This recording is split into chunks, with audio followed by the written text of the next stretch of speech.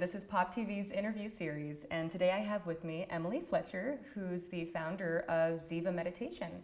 And Ziva Meditation is an online meditation school. It's located in New York, right, and Los Angeles. How did you get into meditation? I feel like everyone should know this. We went to college together. We grew up together.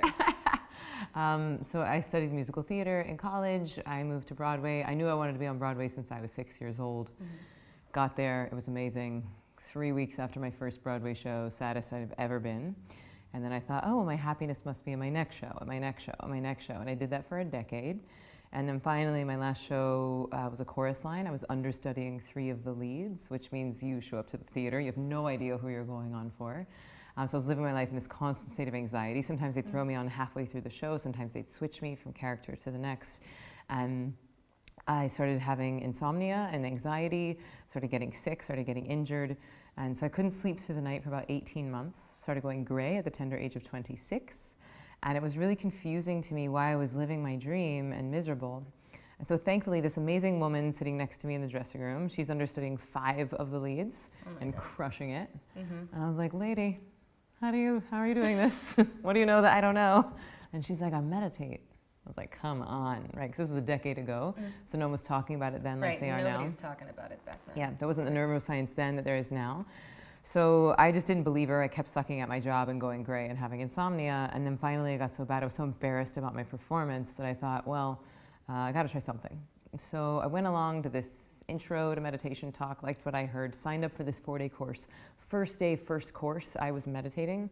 To be honest, I had no idea what that meant, but I was in a different state of consciousness that I had ever been in before, and I liked it. And then that night I slept through the night for the first time in 18 months. And I have every night since, and that was 10 years ago. Wow. And then I stopped getting sick. And then I stopped getting injured. And then I stopped going gray. I'm 37 years old now. I have like 2 gray hairs. I was legitimately going gray a decade ago. I went 8.5 years without getting sick. I haven't been injured since I started meditating. I started enjoying my job again. So I was like, wait a minute, why does everybody not do this? So I left Broadway in 2009. I went to India and I started what became a 3-year training process to teach it. I was not in India that whole time. I'm not that hardcore. But it was a really intensive training process. It was a little bit, it was akin to getting your PhD in the Vedic sciences.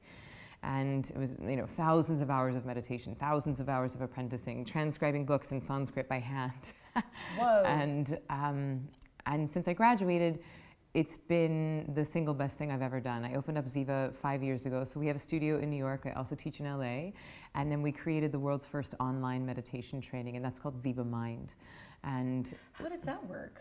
Yeah, so Ziva Mind came out of our in-person training. I started teaching so many people, it started changing their lives. It was like, wait, my insomnia is gone too, and my IBS is gone, and I haven't been sick either. Like, I want my cousin to learn. I want my brother to learn. They live in Idaho. They don't have access to a teacher. Right. And so I just wanted to create something that could at least get people started. It's not as powerful as what I teach in person, but it's a really beautiful way for people to get rid of stress in their bodies, and the less stress you have in your body, the better able you are to perform. And that's really what we're all about at Ziva. We're a school for high performance. So Ziva Mind, which is our online training, it's about 25 to 30 minutes a day for 8 days, and it is a matriculation, it is a training. It's not like an app that you just press play and you listen to it for 10 minutes. It's actually a training, and it trains you to be self-sufficient. And the analogy that I like to use is that most mindfulness practices or drop-in studios or like Headspace, they're really good at getting rid of stress in the right now.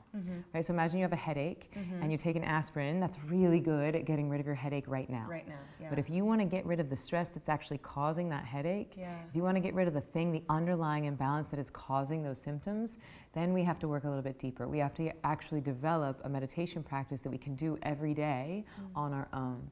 Because the reality is sometimes your phone's going to be dead and you can't listen to that app, or you're not going to be able to make it to the meditation studio. And any tool is only as good as if you actually pick it up and use it. So Ziva Mind, even though we offer it online, it moves you through an 8-day training that is designed to make you self-sufficient. And by the end of those 8 days, you have a daily practice, 15 minutes in the morning, 15 minutes in the evening. And then you do that thing twice a day. That's not only getting rid of stress in the now, it's getting rid of all the stress you've been accumulating so that you can perform better in the future. Oh, that's wonderful. I hear from a lot of people who have either tried meditation once or have never tried meditation that their mind just goes nuts and they feel like they're not a good candidate for meditation because of how much they think. Yeah. what would you say to that? I have so many things to say. Okay, so if you've ever tried meditation and failed, or if you've ever started a practice and quit because your mind just wouldn't stop, right? You just couldn't stop your mind from thinking. First of all, I think there's like one dude going around telling everyone that in order to meditate, you have to clear your mind. And if any of you guys know where to find him, please send him to me because I really need to teach him how to meditate. So here's the really good news. If you happen to be an ex-meditator, if you tried it and hate it or felt like you were failing, here's the good news. The mind thinks involuntarily, just like the heart beats involuntarily. So just to illustrate this, right? On the count of 3, I want everyone, you can try this at home. I want you to try to give your heart a command to stop beating. Ready? 1, 2, 3. Please don't die. It didn't work, right? Didn't work. It doesn't work. You can't give your heart a command to stop beating. You can't give your nails a command to stop growing. Right. And similarly, you cannot give your brain a command to shut up. The mind thinks involuntarily, just like the heart beats involuntarily. And this is the #1 reason why the world is filled with ex-meditators. I hear it every day, all day. I try to meditate, Emily, my brain's too crazy. Right. So the good news is that in this style of meditation, it has nothing to do with how many or few thoughts you're having in the sitting. It has everything to do with actually giving your body very deep rest. And when you give your body this deep rest, it's like taking a supercharged power nap for 15 or 20 minutes. And then on the other side of that, you're more awake, you're more conscious, and you also have less stress in your body. And here's the reality, stress makes you stupid. So the less stress you have in your body, the smarter you are, the more awake you are, the easier it is for you to perform at the top of your game. And this is why meditators report a 40% increase in performance capabilities. That's because they're more awake and they have less stress in their body, so they can start to utilize the full capacity of their cognitive capabilities. Wow. So, okay, for somebody who's stressed, why meditation? Why is meditation a good choice for them? As opposed to what? As opposed to wine. Yeah, going to happy hour in the city. Yeah, you know? exercise, things like that. Why meditation? Okay, so really good question. And I'll tell you that when I tell people I'm a meditation teacher, they're like, oh, cool. You know, exercise is my meditation, or cooking is my meditation, right. or Facebook is my meditation. I've heard that. Yeah. And first of all, Facebook is no one's meditation, especially not right now. And what I think people are saying, even with cooking and exercise, is that those things are relaxing me, right? Which is great. Exercise is great. Cooking food is great. But exercise is exercise, and cooking is cooking, and meditation is meditation. That's why they have their own words. Let's talk specifically about exercise. Exercise is exciting the nervous system, right? You're increasing your metabolic rate. And in this particular style of meditation that we do at Ziva, you're actually de-exciting your nervous system. You're inducing rest that's 5 times deeper than sleep. And when you do that, you're actually creating order in your cellular memory so you can start to heal the lifetime of stresses that we all have stored in our body. And then the less stress you have in your body, the better, the more present you are, the more mindful you are, and the better able you are to perform. So the reality is exercise is great, and exercise is good enough to handle the new stress that you're picking up each day. So your boss yells at you, and then you go to the gym and you outrun that saber-toothed tiger, right? Because the body responds to stress in a way like it's actually trying to prepare for a tiger attack or a bear attack. It goes into fight or flight. That's what fight or flight is. It's preparing you for basically what's now an imaginary tiger attack, because none of us are dealing with predatory attacks. Right. That's not our demands anymore. Now it's bosses and deadlines and kids and in-laws and traveling, none of which calls for a fight or flight stress reaction. Right, and it happens all day long. Yeah, and we're just doing it chronically now. Yeah. And so the reason why people say exercise helps, and it does help, is that if your boss yells at you, you launch into fight or flight, and then you go to the gym and you get on the treadmill and you get to outrun that tiger. Right. Or you get to go to the boxing ring and you get to fight that tiger. And the exercise is good enough to burn off the new stress that you've accumulated today. But if you actually want to handle the dog that barked in your face when you were 10, or the people that didn't come to your birthday party when you were 12, which I'm really sorry about that, then you actually have to give the body rest. Right? You have to actually go in and rest, just like you would for sleep. Imagine if you're coming down with something, your doctor's going to tell you to go rest. Because when we rest, the body knows how to heal itself. So that's why I think meditation is such an impactful tool. The other thing that meditation is doing that exercise and diet and wine certainly is not doing is that it actually starts to increase your neuroplasticity, which is the brain's ability to change itself. and it actually increases the brain's ability to have neurogenesis, which is the brain's ability to generate new brain cells, and that now we know is possible up until your 80s. Up until like 5 years ago, we thought that neurogenesis stopped in your 20s. We thought that, oh, your brain just develops until you're adult, and then it's just a slow decline to the grave. Right. That's not true. The brain can actually keep growing, keep making new brain cells up until your 80s, but there's some very specific things that have to be in place in order for you to do that. 1 is exercise, 2 is good diet, 3 is plenty of raw fats, and 4 is meditation. And the thing is, you have to have all of those things in place if you want the brain to keep expanding. So then for Ziva being a school for high performance, what does that mean? Like, how does meditation help where does it fit in with high performance? So 2 years ago, Arianna Huffington was at Davos, which is the World Economic Forum, and she tweeted out and she said the big news from Davos this year is that all the CEOs are outing themselves as meditators. Now, interestingly, she didn't say they all starting meditation because they've been doing it, they've just been doing it secretly. The news was that they were outing themselves. Also, if you guys listen to Tim Ferriss's podcast, Tim Ferriss is a high performer, like 4-hour work week, 4-hour body. He's all about optimizing performance, and he brings on some of the world's most elite performers, chefs, authors, politicians, directors, actors, and he asks them, like, what are your keys? What are your tools? And he just ran the numbers. 86% of the guests on his podcast attribute meditation as their #1 performance enhancing tool. 86% of the Tim Ferriss podcast, #1 high performance podcast, say meditation is the #1 tool for them. And now I think meditation's gotten a bad rap for a while because we associate it with like incense and kaftans and people making a mood about meditation. It can be a little woo-woo, I feel, for some people. People think that it's kind of woo-woo. Yeah, people think it's woo-woo because a lot of people have been making a mood about meditation instead of actually freaking meditating. Like people are like, oh, I have to light my candles and I need my thing and I need to look like how... my insights. Yeah, and I need to be holier than thou. I'm making a mood about meditation versus when you meditate, you're just kinder and you're just calmer and you're smarter and you are more efficient and you just get things done. Yeah. Maybe, and yes, it can be spiritual. Yeah. You know, I mean, you are connecting to your right brain, which I would define as the thing that connects you to God. But I think it's as spiritual as you want it to be. I saw you meditating earlier. Do you have the thing I saw you meditating in? Because I feel like it's really in alignment with what you're saying right now. Yep. Leave it to Emily to just bring it home. Take the woo-woo out. Yeah, we're going to take the woo-woo right on out of meditation. We worked on these for a really long time, so I'm not going to put it all the way on, but check it, friends. We made a custom design meditation hoodie, and it goes like this. What? Fuck off. I'm meditating. And you guys, it's really nice because for you, it gives you a little eye shade so the light doesn't bother you. And then, like if your kids or your husband, or if you're on an airplane and you don't want anyone to bother you, it's actually like quite handy in public. So I live in New York City and there's people around all the time. And so it's nice to be able to actually just have a little bit of privacy and then no one's interrupting you because they know what you're doing.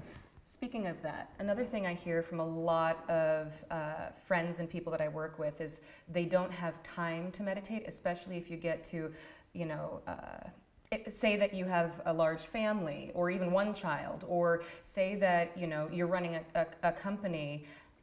What can you say to the people who don't feel like they have the time to be able to dedicate that to themselves? Yeah. So I just want to say I hear you. Like, I get it. I know that you're busy. I know there's an extraordinary amount of demands on all of our time, and we all secretly think that we're the busiest person in the land. I'm a meditation teacher, and I think I'm the busiest person in the land, okay? So I get it that we're all busy, but there's 2 things that are coming up here. 1, people think they're too busy to meditate because they don't know how to meditate. So why are you going to sit down and do something that you don't know how to do, that you feel like you're failing when you're doing it, and you're not seeing any benefit on the other side? So I think we got to treat meditation like any other skill, right? We got to know that it takes a little bit of training, a little bit of practice, and then it can be incredibly simple and beneficial. But let's say that you didn't know how to speak Japanese, do you know how to speak Japanese? Okay. So let's say, all right, Leslie, tomorrow we're going to start a 21-day challenge. And for 20 minutes a day, for 21 days, we're going to speak Japanese. Now, if you don't know how to speak Japanese, it's a really dumb challenge to take, right? My heart started speeding up. And so that is what everyone's doing with meditation. We assume that because it's simple, which it is, that it's a skill that we should already know how to do. And so then we sit down and we're like, okay, brain, stop thinking. Oh, I sure would like a snack. I love snacks. snack attack. Wait, now I'm thinking about snacks. Wait, now I'm thinking about snacks. I suck at meditation and I quit. And that's the beginning and the end of most people's meditation career. They're like, oh, I'm too busy. Right. But they're just saying they're too busy because they haven't been taught how to do it properly. Once you know how to do it properly, once you start to realize pretty quick is that the return on investment is exponential. So for a 20-minute meditation, you're getting an hour and a half, 2 hours back on your day, both in needing less sleep and also in having an increase in productivity because your brain is working better because you're not so stupid from all the stress. So what I'm hearing is because you think or because you may think a lot, it doesn't mean that you can't meditate. Bingo. Yeah, that's right. Thoughts are not the enemy of meditation. I've been meditating for 10 years. I've never once had a thought-free meditation. So either I have no business teaching this, or it's not the point of meditation. And my 4,700 clients might say that I do have some business teaching it. Oh, here's a fun fact. Yeah. As of this week, I've taught Oscar, Grammy, and Tony Award winners to meditate and NBA players. That's fantastic. That's kind of fun. Okay, so I also heard that you're starting to work with doctors now too? Oh, yeah. Or they've been clients of yours, but now what is that about? Yeah, so I had the amazing fortune of speaking at a conference with Dr. Mark Hyman, and I would call him the father of functional medicine, also 10-time New York Times best-selling author. And he's basically really trying to retrain not only people like us, but also doctors that food is medicine, and that meditation is medicine, and that everything we're doing to our mind and body is impacting our health. And so anyway, I got to speak with him at a conference, and he decided to take the course with me. So I did a private course with him. And this was really an honor for me to get to work with him because this is a man who was, he studied Buddhism in college. He had been a yoga teacher. He'd been practicing Zen Buddhism. He had gone to retreats. He's like, I know how to meditate. I already know all that stuff. I'm already eating healthy. I'm already exercising. And I'm busy. Right? Like he's the director of the Cleveland Clinic, which is the largest hospital group in the world, 45,000 employees. Wow. Okay, so he's busy. He has 5 kids. He's traveling all around the world speaking. And so, but he decided to do the course with me. And then what he said afterwards is like, I thought I knew how to meditate. This is something totally different. Stress I didn't even know is gone. I thought I had energy. Now I have so much more energy. I'm able to actually enjoy my workouts. I get home from a long day of being with my patients and I'm able to write my next book. So he's fine, and his sleep is getting better. Right? And so because of that, then he's bringing me on to teach his team at the Cleveland Clinic and hopefully those whole 45,000 employees. And I just got invited to speak at a conference with a group of hospitals in Texas. And so I really like working with doctors for a couple of reasons. One, it gives me street cred because I'm like a former Broadway showgirl and people think that I'm just, you don't know what you're talking about, you're a showgirl. But once you teach doctors, they're like, oh, she's taught doctors. I believe her now. So that's exciting for me. And 2, those doctors then can recommend meditation to their patients, right? And I think patients are a lot more likely to do it if your doctor's like, hey, stress is killing you, which it is, right? Doctors are calling stress the black plague of our century. And I don't think that's an over-exaggeration. And stress is also responsible for 90% of all doctors' visits. Yeah. And so the doctors are exhausted, they're working too many hours, they're stressed themselves, so you give the tools to heal them, and then they can help heal their patients better. Okay. I've got an intimate question to ask you. Oh, yeah. So, since I'm a big fan, I watch your videos, and you recently launched a video about meditation and your sex life, and how meditation can help your sex life, increase the Talk to me about this, please. Yeah, so I started talking about meditation and sex because not that many people are doing it because... No, I've never heard anybody talk about it. Because most people think that meditation's like a bunch of monks and we gotta be in robes and we can't drink Jack Daniels and we gotta like burn incense and wear caftans. And that is all fine. And there are definitely like monastic styles of meditation that are great. I just went to India for 2 weeks and studied one of them. It was beautiful. So I'm not here to put down any other styles. But the style that we teach at Ziva is, even though it's 6,000 years old, we've customized it for high performers and it's designed to be integrated into your daily life. And most of us living in society like having sex with people. We really do. Shocking, I know. And so here's why meditation makes your sex better. Quite simply, it's getting rid of stress in your body. And when your body is stressed, it launches into fight or flight. And when you're in fight or flight, your body is doing everything it can to survive. Procreation is not top of mind. You know, if you're literally being attacked by a tiger, the last thing your body wants to do is procreate. The last thing you want to do is get pregnant. You're trying to find everything you can. Let me eat everything I can. Let me fight everything I can. Let me store up and protect everything that I can. So less stress we have in our body, the more we're going to want sex, the more enjoyable sex will be. And there's a couple interesting things that happen as well. When we're stressed, adrenaline levels and cortisol levels increase. And if female cortisol levels are too high, then we become physically incapable of orgasm. Oh, wow, I didn't know that. Mm-hmm. And then if male adrenaline level is too high, they become physically incapable of erection. So this isn't like, oh, if you're meditating, your chakras will become aligned and you'll see your third eye and things. This is like, no, if you're too stressed, you can't orgasm. And so that's just your body protecting you. So that's one thing that happens. The other thing that happens is that as you start meditating, as you start increasing this neuroplasticity, you increase something called mirror neural activity. And here's the Broadway showgirls version of mirror neurons. I was about to say, what is that? Mirror neurons is basically like my brain has boomerangs and your brain has boomerangs. And they come out here and they dance with each other and they report back. Mirror neurons is the reason why porn is a multi-billion-dollar industry. It's the thing that allows you to get pleasure from watching someone else have pleasure. And so as we start meditating, we start increasing this mirror neural activity, and we start getting more pleasure from seeing our partner have pleasure, which makes us a more generous lover.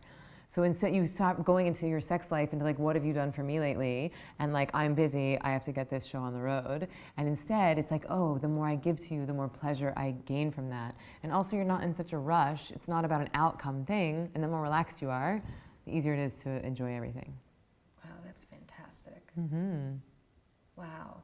Okay, so to get even more intimate in a different way, what are some things that you find yourself working on right now in your life that meditation has helped you with, or if there are any other practices you want to speak about as far as your spiritual practices? Is there? Yeah, so a couple of things. One, I just went to India and I was doing a very different style of meditation. It was 10 hours a day, silent, no talking, no reading, no eye contact, getting up at 4 in the morning, like very monastic style of meditation. And it hurts, like you're just sitting cross-legged on the ground with nothing behind you, and it's extremely painful, which Ziva is not painful, you guys. It feels delicious. It's like taking a bubble bath for your brain. But this was like, intense. And the first day I was like, oh, my pain is really special. Let me get a second cushion. And the third day I was like, oh, maybe I need some cushions under my knees. And by like day 4, I have like a pillow fort happening around me, and it doesn't help at all. I'm still in excruciating pain. And finally the teacher calls me over, and I was like, yeah. And you can only talk for like 15 minutes a day to the teacher. And he was like, stop trying to not be miserable. And I was like, right. Stop trying to not be miserable. Right. And the more I sat with this, stop trying to not be miserable, I realized that most of our misery comes from trying to avoid the misery. It's not the pain that we're afraid of. It's not the pain that actually hurts, it's the fear of the pain. And if you can sit in the pain, if you can feel it, then you can move through to the other side. Like a tough conversation you have to have with someone, the anticipation of that conversation is 1,000 times worse than the conversation itself. Right. So if you stop trying to not be miserable and you just have the conversation, then you move through to the other side. And what was actually happening, they actually use pain very much as a teacher. Your body is in excruciating physical pain. And what starts to happen is if you just allow yourself to sit in it and feel it fully, then you move through to the other side. And that happens a bit at Ziva too. When people start a meditation practice, they start this like detoxing process, like an emotional detox. And that's really my job, is to usher people through that, to just give them permission to feel it. There's a lifetime of sadness in here for most of us, a lifetime of rage in here. And as that stuff starts to come up and out, it's my job to help people to just really feel it so they can move through to the new now. It's not about suffering, it's about bravely moving through the uncomfortability. And so that was a nice way for me to get the same teaching but through a very different lens, through a very different angle. And then I'll just share for me personally, with everything that's happening politically, I am angry and I'm scared and I'm sad and I'm embarrassed about what's happening in the country right now. And I know there's a lot of people that don't agree with me. I know there's a lot of people that are optimistic about the direction the country's going in. And a lot of people in my family are very optimistic about the country, and that's been very hard to have this belief that I believe to be so true, and I'm so attached to it, and then to talk to someone like my mom or my sister who believes the exact opposite so strongly, and we both believe it with every ounce of our being, and that has been its own spiritual practice. How do I talk to them? How do I hold compassion? And how can I hold compassion and anger at the same time? Because I think that a lot of people want to be angry right now. And I think because the anger is the thing that's waking us up, and the anger is the thing that's making people start to take action. And so I think people are scared to let go of the anger because they're afraid that it's going to make them complacent again. And so I really want to encourage all of us to not rely on anger to wake us up. We're awake now, right? We're awake. So we don't need the anger anymore. The anger actually, it's stress. It makes us stupid. And you're easy to manipulate when you're angry. And so it's like, great, the anger served its purpose. It woke us up. Now we're taking action. Now we can let that tool go, and we can take action from a place of unity and compassion, because just because your foot is hurting, it doesn't do any good to take a hammer and slam your hand with it. Like, I know it feels a little guilty right now, or a little, people feel embarrassed, like I don't want to meditate. I feel like I need to suffer with everyone else that's suffering. No. As you heal yourself, you help to heal the collective. And you suffering along with someone else doesn't ease their suffering. The more healed you are, the more whole you are, the happier you are, the better able you are to help other people. We can't pour from an empty cup. We have to fill ourselves up first. And this, to me, is the most beautiful form of meditation, is that you're tapping into the source of bliss, the source of fulfillment, the source of kindness. And so it's much easier to have empathy with people and to help people if you're cleaning your own house first. Thank you so much for joining me today, and thank you for watching Pop TV's Innerview series. Really appreciate it, Emily. It's my pleasure. And if friends want to learn, they can go to zivameditation.com, and it will be my absolute joy to usher you through this process. And thank you for having me. Check it out. Bye, friends.